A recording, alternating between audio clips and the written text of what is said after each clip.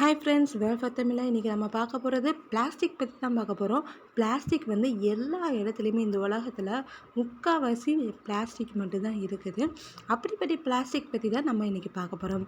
Plastic நம்மளுக்கு வந்து எவ்வளோ கெடுதல் தருது அப்படின்னா, ஒரு சின்ன உயிர்லேருந்து நம்ம வரைக்குமே கிட்டத்தட்ட வந்து ஒரு மிகப்பெரிய பாதிப்பை வந்து ஏற்படுத்திட்டு தான் இருக்குது. ஏன் நானுமே வந்து ரொம்ப அதிகமாக வந்து பிளாஸ்டிக் வந்து யூஸ் பண்ணி தான் இருக்கேன்.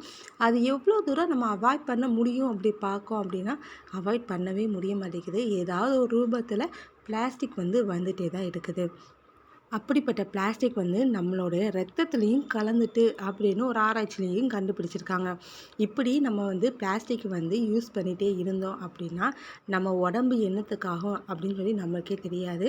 போக போக நோய்கள் மட்டுமே அதிகமாகிட்டே இருக்குமே தவிர நம்ம வந்து நல்லா இருக்க முடியாது.